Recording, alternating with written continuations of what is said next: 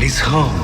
सोचिए, एक तरफ रॉकी भाई की मास एंट्री वाला आभा मंडल, दूसरी तरफ रणवीर सिंह की धमाकेदार वापसी और बीच में एक ऐसा बयान जिसने पूरी फिल्म इंडस्ट्री को दो हिस्सों में बांट दिया। सवाल सीधा है, क्या बॉलीवुड अब रक्षात्मक रवैये से निकलकर आक्रामक मोड में आ चुका है? इस बार टकराव सिर्फ रिलीज डेट का नहीं है, इस बार मामला अहंकार, वर्चस्व और कहानी पर नियंत्रण का है। जब अक्षय खन्ना ने टॉक्सिक और धुरंधर 2 के संभावित क्लैश पर अपनी राय दी तो वो कोई हल्की फुल्की टिप्पणी नहीं थी, वो एक साफ संदेश था। उन्होंने कहा कि साउथ के सितारों को अपनी सीमाएं समझनी चाहिए, ये सीधी चुनौती थी। एक तरफ यश है रॉकी भाई, जिनका पैन इंडिया प्रभाव केजीएफ के बाद एक ब्रांड बन चुका है। दूसरी तरफ रणवीर सिंह है, ऊर्जा, बहुमुखी प्रतिभा और बड़े पर्दे पर दमदार मौजूदगी के साथ। और धुरंधर 2 जैसा बड़ा सीक्वल जिसका दर्शक लंबे समय से इंतजार कर रहे हैं। अक्षय खन्ना का मानना है कि साउथ की फिल्में तब ज्यादा हावी होती हैं जब बॉलीवुड अपेक्षाकृत धीमे दौर में होता है।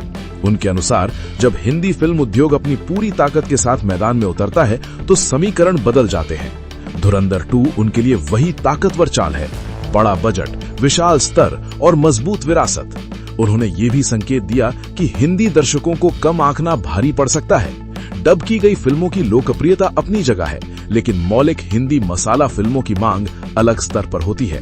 अगर टॉक्सिक और धुरंधर 2 एक साथ रिलीज होती हैं, तो ये केवल बॉक्स ऑफिस का टकराव नहीं होगा, बल्कि ब्रांड की ताकत की परीक्षा होगी। हालांकि जमीनी हकीकत का एक दूसरा पहलू भी है। टॉक्सिक का टीजर आते ही सोशल मीडिया पर जबरदस्त प्रतिक्रिया देखने को मिली है। प्रशंसक रॉकी भाई के नाम के नारे लगा रहे हैं। उनका मानना है कि साउथ की फिल्मों की कच्ची तीव्रता और बड़े स्तर के एक्शन पलों को बॉलीवुड दोहरा नहीं सकता। यश ने जो छवि बनाई है वो केवल एक किरदार का प्रभाव नहीं, बल्कि वर्षों की मजबूत प्रशंसक शक्ति का परिणाम है।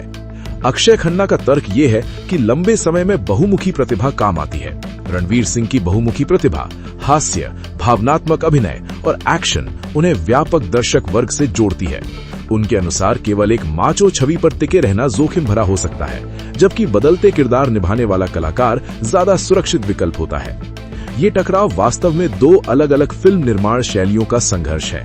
एक ओर सख्त, कच्ची और उच्च प्रभाव वाली एक्शन कहानी कहने की शैली है, दूसरी ओर स्टाइलिश, चमकदार और बड़े पैमाने पर तैयार की गई व्यावसायिक प्रस्तुति है। दोनों अपने अपने तरीके से दर्शकों को उत्तेजित करती हैं। इस मुकाबले का भावनात्मक पक्ष और भी गहरा है।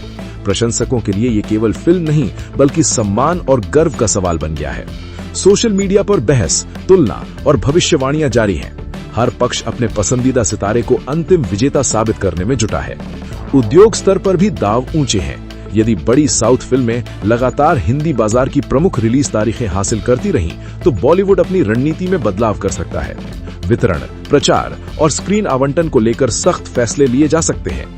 ये मौन प्रतिस्पर्धा आने वाले वर्षों में शक्ति संतुलन तय कर सकती है। अब प्रश्न ये है कि ये आत्मविश्वास का संकेत है या असुरक्षा का? क्या बॉलीवुड को सचमुच लगता है कि हिंदी दर्शक स्थायी रूप से रुख बदल रहे हैं, या ये केवल प्रतिस्पर्धात्मक आक्रामकता है? सच्चाई ये है कि साउथ की फिल्मों ने उत्तर भारत में मजबूत कमाई की है। साथ ही ये भी उतना ही सच है कि जब बॉलीवुड दमदार सामग्री लेकर आता है तो दर्शक फिर से सिनेमाघरों की ओर लौटते हैं। इसीलिए परिणाम का अनुमान लगाना आसान नहीं है। ये टकराव केवल शुरुआती सप्ताह का खेल नहीं, बल्कि कहानी पर नियंत्रण की लड़ाई है। जो जीतेगा वो केवल कमाई नहीं करेगा, बल्कि आने वाले वर्षों की धारणा भी तय करेगा। अंत में बात स्पष्ट है, एक तरफ रॉकी भाई का स्वैग है और टॉक्सिक की जन अपील है, दूसरी तरफ रणवीर सिंह की ऊर्जा है और धुरंधर 2 का विशाल पैमाना है। ये अभिनय की परीक्षा भी है, स्टार शक्ति की भी और दर्शकों की निष्ठा की भी। अब देखना यह है कि इतिहास किसके पक्ष में लिखा जाता है। क्या साउथ की कच्ची लहर आगे बढ़ती रहेगी या बॉलीवुड का पलटवार खेल बदल देगा? एक बात तय है, ये टकराव फिल्म उद्योग के लिए एक निर्णायक मोड़ साबित हो सकता है।